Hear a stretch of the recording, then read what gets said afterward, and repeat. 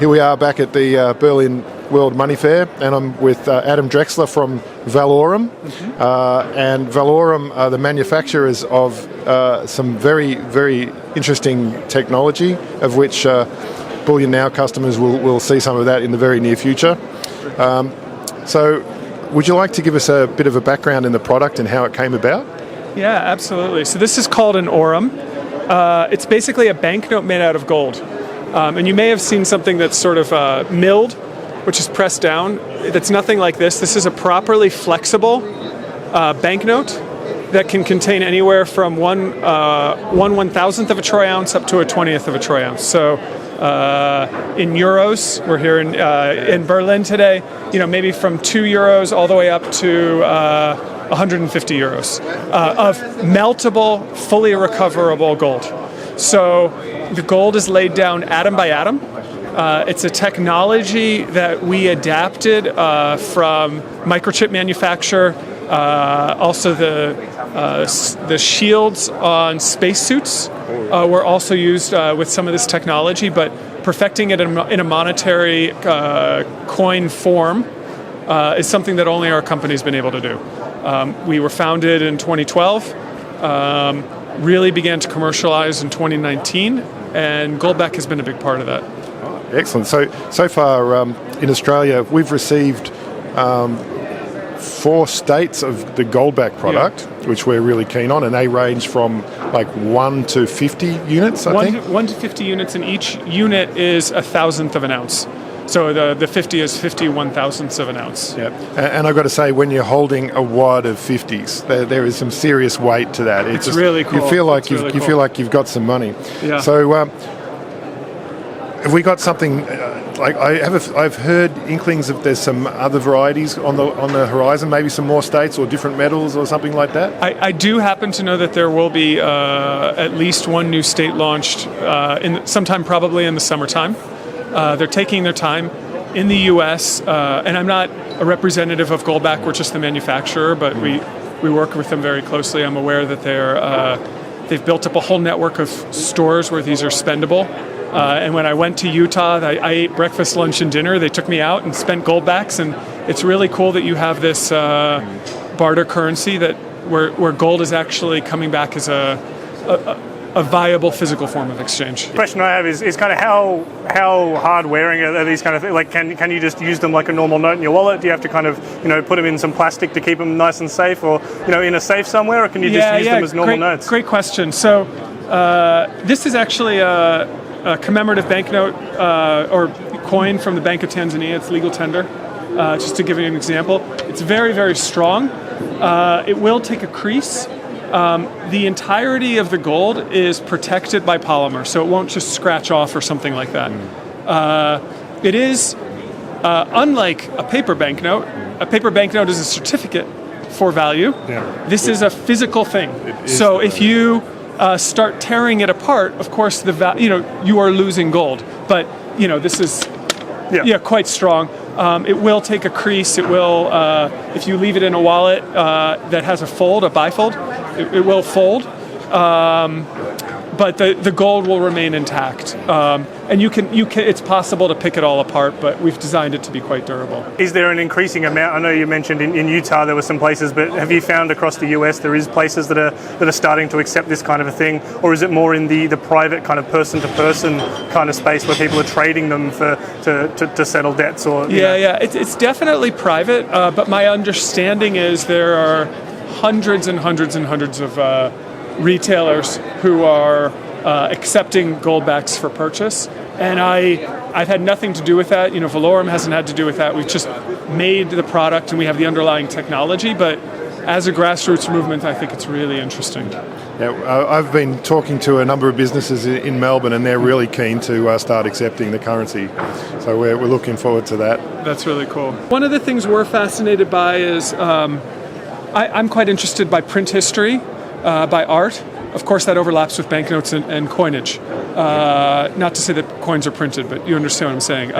Either minted or printed. And I think one of the cool things about collecting coins is you're holding some of the greatest artistic works that have been worked over the most of any objects, but that are meant for fitting in your hand. So when we're used to dealing with like cast bars and things like that, where, you know, in the case of a kilo or something, you actually often find there's almost a gram extra of gold with their tolerances, just to make sure that it's overweight and things like that. How do you guys go with that for such a small amount of gold in each of these things? Obviously tolerances would have to be very, very, very on point there to make sure. But that's a great question, and it's extremely difficult. So in many cases, our Aurum products are between 300 and 6,000 nanometers roughly.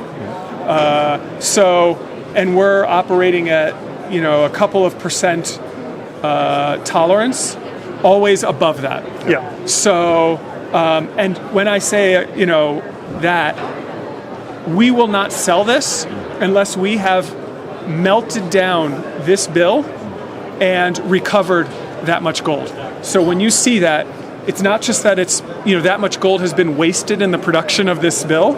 It's that much gold is recoverable. Yep. So we have a number of internal assay processes.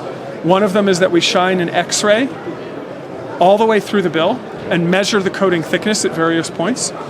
But the final stamp is that it has been burned, melted, and recovered to that weight. And and we also use independent accredited labs to do the same. And we take that commitment very, very seriously. Sounds like an experiment we can do when we get back to Melbourne.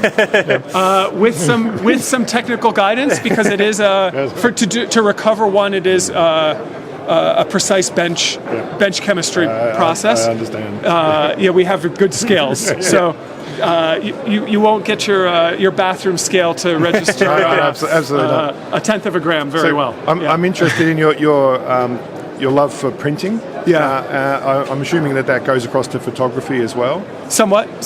So, I mean, in the history of photography, obviously it's the silver nitrate sort of process that was discovered that really led to the boom in photography in the 1800s. Yeah. And that is obviously a large consumer of silver, yet the products we're seeing are gold. Yeah. So do you do the same thing with silver, and what can we expect to see in that area? Great question. We do make a silver product. In fact, Goldback has issued a commemorative silverback. It has a beautiful dragon on it, and it is silver. For our technology, what we really specialize in is these nanotechnology amounts of a precious metal. So I think the silverback had 2 cents US of silver. Yep. Jeremy was really excited. He said, this proves the point that if silver goes up, we can always make a silver product. But I have to say it's not an appreciable amount today as a means of payment or saving. Whereas the gold products, you can really save value. You have a stack of 50s. That's a goodly amount of value. Yeah. So watch this space. I think there's going to be some interesting things coming there. Oh, very cool. Have you got any questions there? No, have you got Thank any you questions for Australia? Oh, that's it. I would love to know, what are you seeing in the Australian market and response to precious metals, and what is Australia? The Australian customers you talked about what are they motivated by? What are they excited by? Well, I'll hand I think the Australians are just waking up. Cool. So Australians historically have been getters of metal. We dig it out of the ground and we send it overseas to other countries. We've not really placed a huge value on the metal itself. We would trust in the fiat currencies. And it's only in the last 3 years where some situations that have occurred in particularly Victoria State, which we're in, and New South Wales, where the government's trust has been eroded, and now we're finding a lot of people are looking to alternatives for the banking system and to store value. Yeah. And a lot of people looking for those tradable amounts as well, so that if things do hit the fan, there's something that they could trade a small amount with and not have to try and get rid of a 1 ounce bar or a larger bar of silver or something like that. So your products represent the ultimate in fractional gold, and I think that's awesome. We're really excited by that as well, and selling primarily in the United States. Obviously, the dollar has had a really good run, and we never wish for a government to fall on hard times, for a currency to fall on hard times. And I think there's a prudence. Our customers tell us that there's a prudence to having other options and diversifying. And I think we are keen to help that and keen to help people protect their wealth. Well, we're keen to get a lot more of your product down here in Melbourne. Fantastic. And to supply to the rest of the country and internationally through Bullion Now. Well, thanks for your time. Awesome. Thank you very much. Thanks for having me.